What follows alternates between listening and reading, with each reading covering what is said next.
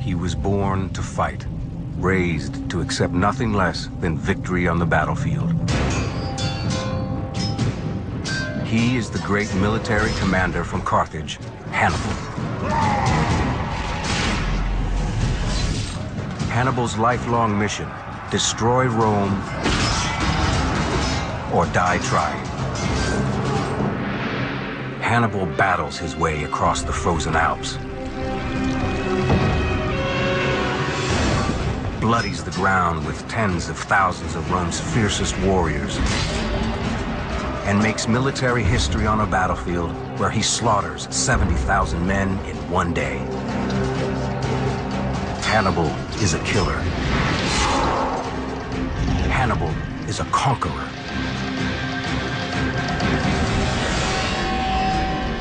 Hannibal is the Annihilator.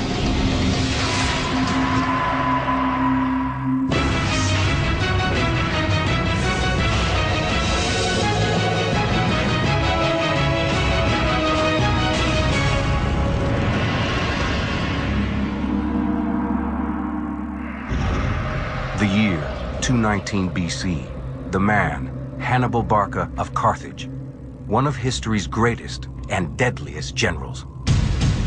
Hannibal burns the Roman town of Saguntum to the ground. These smoldering flames are just the initial sparks of the raging inferno that will soon engulf Europe as Hannibal the Annihilator launches a bloody reign of vengeance aimed to crush mighty Rome. Hannibal's home of Carthage is a commercial beacon on the northern coast of Africa. Their trade and military influence reverberates throughout the Mediterranean. They traded far and wide, as far off to the eastern Mediterranean. There's even some evidence that they traded as far west through the Straits of Gibraltar to England. 400 short miles from Carthage is Rome. Though not yet the colossal empire they will become, their military might threatens Carthaginian commercial dominance in the region. The Romans are very much a warlike imperial people. They're not an empire yet, but you could definitely see this republic starting to expand its borders. It was only a matter of time before Rome and Carthage bumped into one another. Hannibal's personal and brutal destruction of Saguntum is a bloody invitation, hand-delivered to Rome, inviting them to join his deadly game of butchery and annihilation. The siege of Saguntum lasted 8 months, as far as we know. Pretty much lacking in detail from a historical perspective. What we do know, however, is that once the walls were breached and Carthaginian troops went in, they went house to house and hunted down almost all of the Roman families, killed the Roman males, and sold the women and children into slavery. Through the smoke and stench of scorched earth and torched Roman corpses comes Rome's response: capture Hannibal and crucify him. It's a very famous scene by the Greek historian Polybius, where the Roman ambassador grabs his toga, a fold in each hand, and says, "Rome offers you peace or war. Choose, it matters not to Rome." Hannibal and the Carthaginians gladly choose to fight. It is war, the seeds of which were planted nearly half a century earlier. Then, Carthage and Rome bloodied the Mediterranean Sea in what is called the First Punic War, named for the Latin term for Carthage, Punica. 400,000 casualties, almost 15% of the military manpower of the entire country of Italy was lost in that war. It was a terribly bloody war. The war eventually ends in a military draw, but for Carthage, the peace treaty is especially costly. Part of the deal they make with Rome is that Carthage will limit their navy to 100 ships. This is pretty crippling to an empire that was a naval and commercial trading power.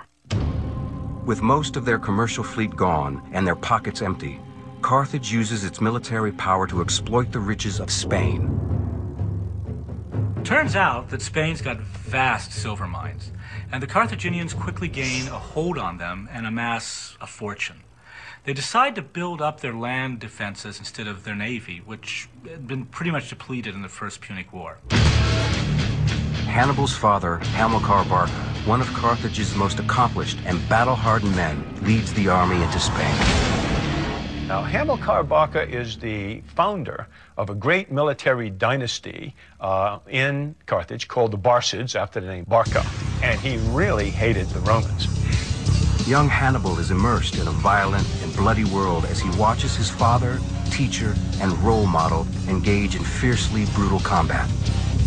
Hannibal is only 9 when Hamilcar takes over Spain, so he essentially grows up on the battlefield. Hamilcar provides young Hannibal with a hands-on education in brutality and warfare. But by the time he's 19, his whole life has been in a military camp. And here he watches his father and other general officers and learns how to command men. Hannibal learns that to build an army of loyal fighters willing to march by his side into the horrors of war, he must sometimes punish his own. If a Carthaginian officer fails in battle, he is crucified in the public square.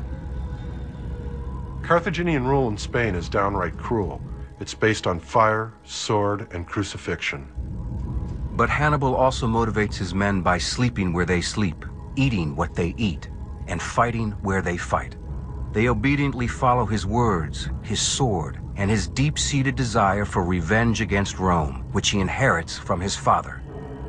But Hamilcar will never taste revenge. In 228 BC, he dies suddenly. Some say assassinated.